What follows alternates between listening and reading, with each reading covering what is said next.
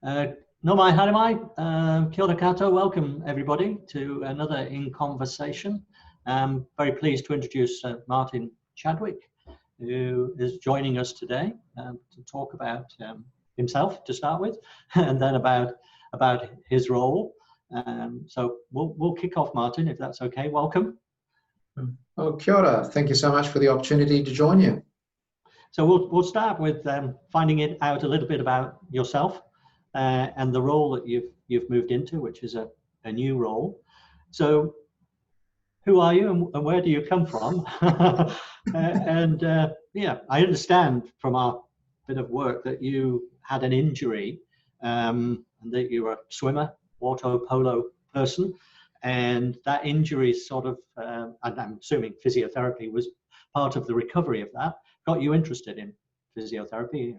You are indeed a physiotherapist.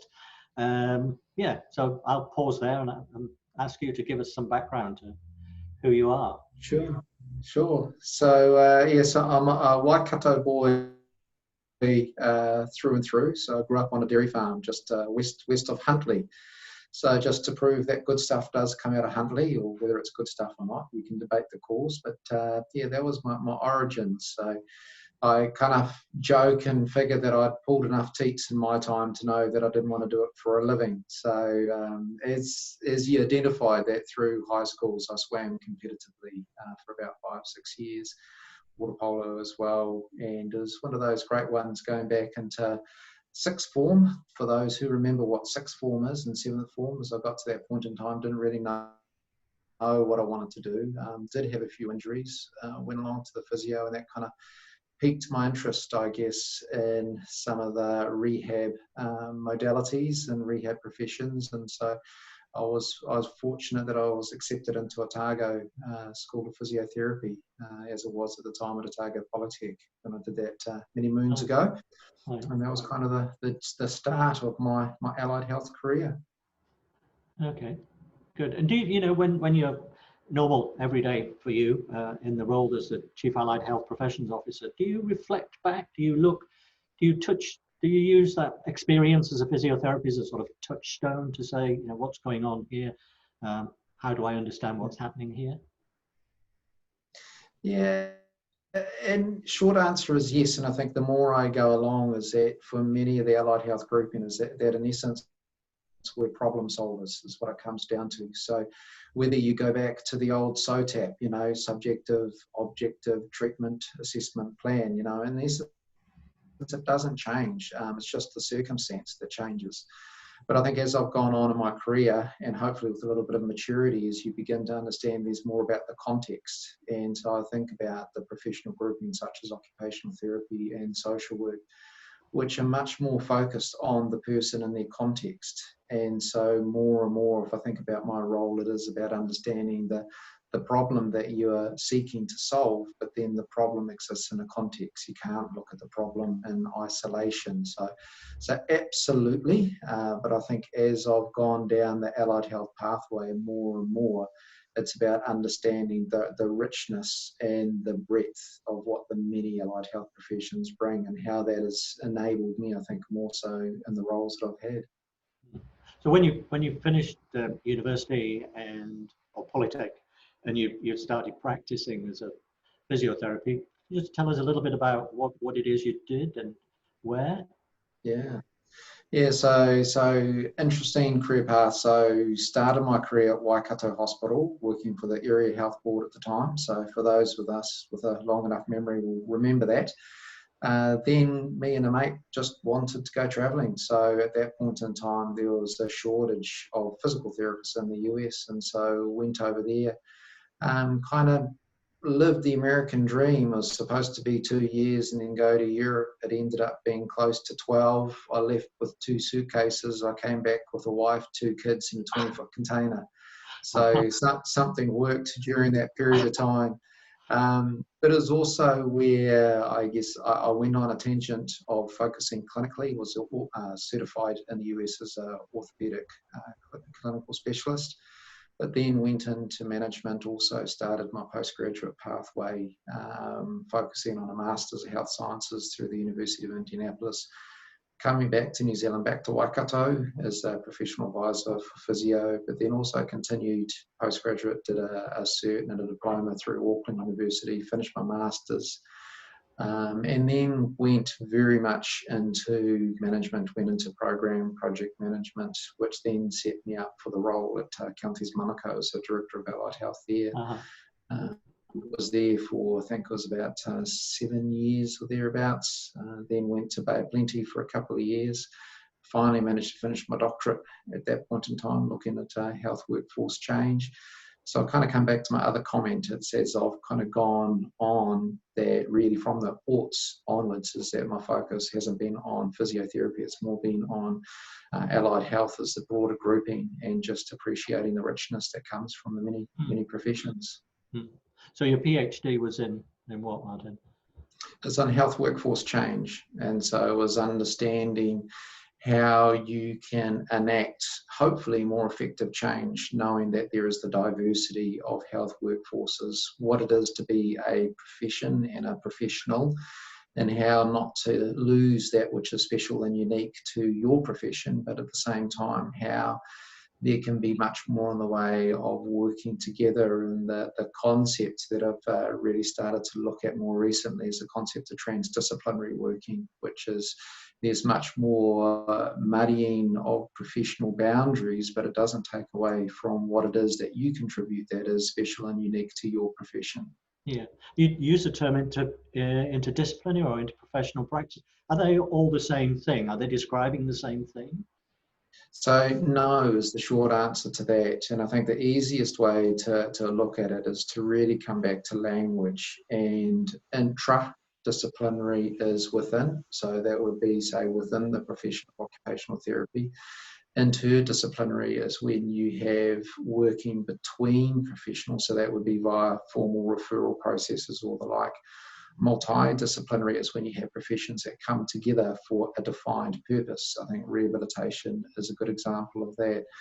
And transdisciplinary is when you have a group that have got a common purpose, a common focus, and who leads within that team may change on any given day. And so I think about child development services as a really great example of what transdisciplinary working looks like, is that you have VNTs, which can be a physio or an OT, you have social work, and there's a huge amount of blurring there, speech language therapists, audiologists, paediatricians, and they really function as a team. As you have that which a paediatrician does, which only a paediatrician can do, but then there's a huge amount of blurring that actually the occupational therapist may pick up as an OT or as a VNT, but there's huge blurring. But to be really clear, it doesn't take away from the uniqueness of what you bring with your professional background. So is that your view, with your background and understanding the workforce, that it is about moving to that transdisciplinary model? Is that something that you hope to see for the future, and the work that the ministry is wanting to move forward on? Where it makes sense to do so. I think again about child development services. I think pain clinics are another good one. It strikes me as it's really obvious that you have groups that are essentially already working that way. But when we start to think more and more about how we provide more into a community setting, it's where does that blurring need to occur? And to reinforce for the third or fourth time, it's not taken away from that which is unique to being an occupational therapist, but it's a matter of that there's a huge amount which an OT may do, but they may not necessarily need to be the only one doing it. And so if it's the dietitian who's the first person, they're so long as they're safe and competent, they could be doing a lot of things that the OT may be doing, because there are skill sets which only the OT can do. But it's not about trying to defend the professional boundaries. It's about understanding that there's actually a huge degree of overlap, and that's okay because it's not taken away from your uniqueness. Yeah, it sounds like that. We have very strong social structures within health about the pecking order, for want of a better expression, and moving to a transdisciplinary approach means that those old-fashioned ways of working, doctor knows best, then it's the pharmacy, then it's the nurse, then it's, and so on and so forth. that those sort of boundaries and understanding and of how people work collectively within that transdisciplinary approach has got to change. Is that something you see that, you know, we'll need to have a bigger handle on, a better directional force applied to it? Short answer, yes. You know, I think the long answer is how much time do you have? If you're to go and have a look, you know, the Health and Disability System Review report that came out in the last couple of weeks, there's a chapter there on workforce. And it really does start to address that quite explicitly, and saying that there is still a need, you know, and only a neurosurgeon can do what a neurosurgeon does, you know, as an example. But then there is a huge amount where hierarchy gets in the way. It gets in the way of how you provide the best service for the people that were there from the first place. So it is a little bit of deconstructing, because you've got 150, 200 years of ways of working that do need to be deconstructed. And then you kind of put that into the context that it needs to be specific for Aotearoa New Zealand as well, is that we can't just pick up a model that maybe works in the UK or in Australia or the US. We have to work in a way that makes sense for us as far as what it is to be within our country with regards to what it is to be a citizen here, and that, you know, we have a uniqueness too as a country, and that's awesome, and we need to embrace that. So as we move to this sort of new ways of working, which you know, rightly signalled in the Health and Disability Review that's come out, what role do you think regulators of all the health professions play in operationalizing the ideas around transdisciplinary practice? Yeah, and I mean, I put out a video before I left for the Harkness Fellowship last year, in which I articulated the 5 challenges for allied health. And one of them, I talked about the crowded healthcare landscape. And essentially, you could say that there are 5 or 6 players insofar as that you have the groups that train health professions, you have the body which represents the profession, you have the regulator or the responsible authority, you have unions. I would argue you also have the Ministry of Health, and then you have the people that were there for in the first place. And so I think we're at a point where it's appropriate that we start to take a little bit of stock and start to understand actually what is the unique role that each of those entities have to play, and where is there clear shared space between, and where there is the potential for more in the way of collaboration. So to link that back, the responsible authority under the legislation or regulator, whichever you choose to use, you know, they've got very clear expectations as to what they must do under legislation, so it's law. So there are things only a responsible authority can do, such as issue an APC. You know, they deem registration competencies. They will go and look at people coming in for overseas to say, do they meet those registration competencies? That's the role of an RA, you know, responsible authority. No one else should do that, needs to do that, for those that come under either the HPCA Act or the Social Work Registration Act, because that's their role. But then you start to look at what is shared space. And so I think about who represents occupational therapists professionally. There's a lot of shared space there insofar as that you look at your ethics. You know, you're an occupational therapist, whether you are registered or whether you belong to the professional body, you're still an OT. And so ethics, could they be some things that are more closely aligned and shared? You know, what are the things that actually should be quite explicitly shared? And, you know, collaboration. You know, I start to think about what we've emerged through the COVID-19 period. You know, we've done phenomenally well to get to where we are. But I think it's really highlighted that there are things that we need to be sure that we're collaborating on, that we've got a shared understanding. You know, that when we talk about pandemic planning, I think if you asked the question 6 months ago, we would have had a little bit of a vague answer as to what it means. But I think we've got a very focused answer as to what pandemic planning means now. And so how do we collaborate on that to understand that, you know, hopefully we don't have to face it again. But if we do, how do we collectively respond? And that's how we work collaboratively in doing that, because it needs to be all shoulder to the wheel in that example. So you're moving on a bit now. This is the first time we've had a Chief Allied Health Professions Officer at the ministry around that decision table, as it were, for the professions. What's it like at that table with the other professions? Oh, how much time do you have? I think simplistically, they're all people as well. So I think about Ashley Bloomfield. He's a genuinely nice person. But you think about the responsibility he bears in the role, and I can think about work that we're doing at the moment with regards to continuing to establish isolation and quarantine facilities, and how we do that in a much more consistent way. And and it's a real sense of responsibility that goes along with that, because you're not, there are thousands of people, if not millions of people, that it's going to have an impact on. And so I think there's a real weight that sits there. There is a sense of expectation that this role hasn't existed before, so there is a sense of lots of eyes looking at you. But then at the same time, it's like, I am but a person. I put on one shoe at a time, and it's a matter of what I can try to do is actually be that voice. I think the benefit of having been in a Director of Allied Health role for 10 years or thereabouts is it's given me very good exposure to the many professions that make up allied health. So it's the ability, I feel, to be a good advocate for, but also to know that I don't know it all. But there are people I know I can go and access, I can go to, I can resource the information. But it's also having a sense of what the potential could be. So when we start to look at new ways of working, it's being able to make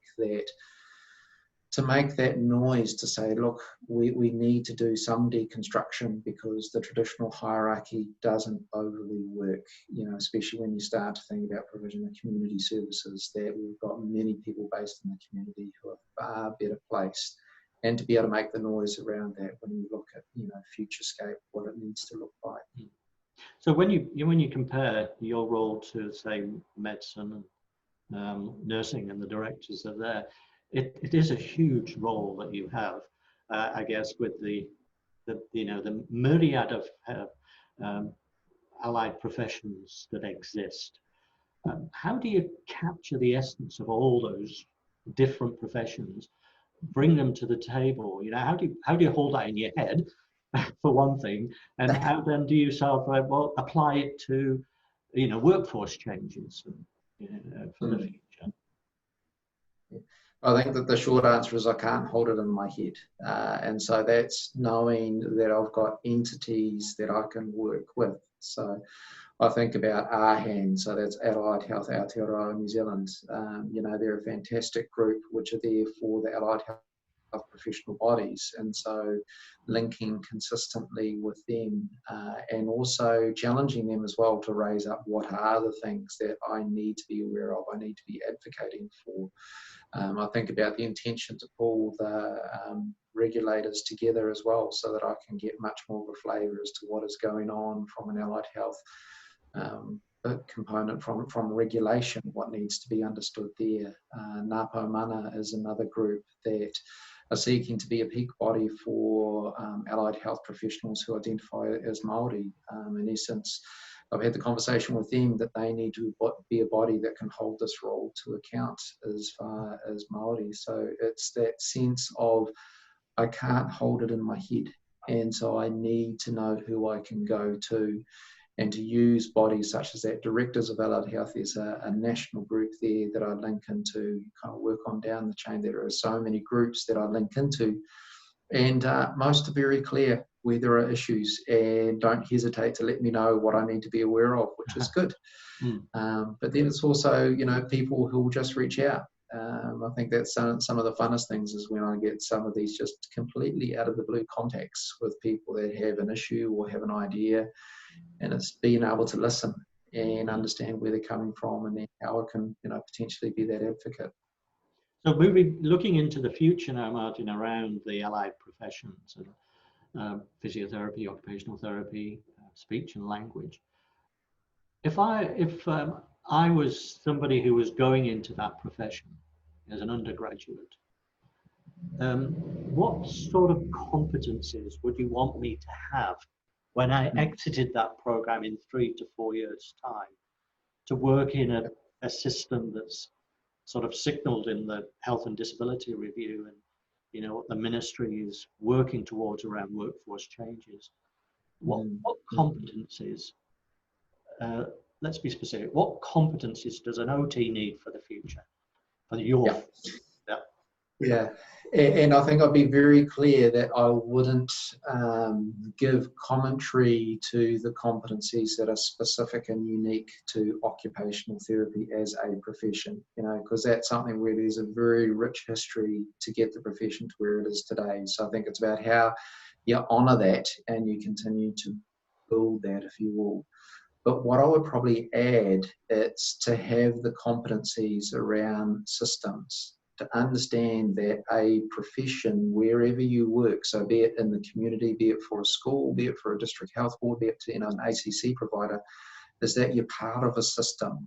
And, you know, my commentary would be observing that we're at a point now that I see people really getting that, understanding that, and really starting to think in different ways as to how do we work within that system. So systems thinking would be one.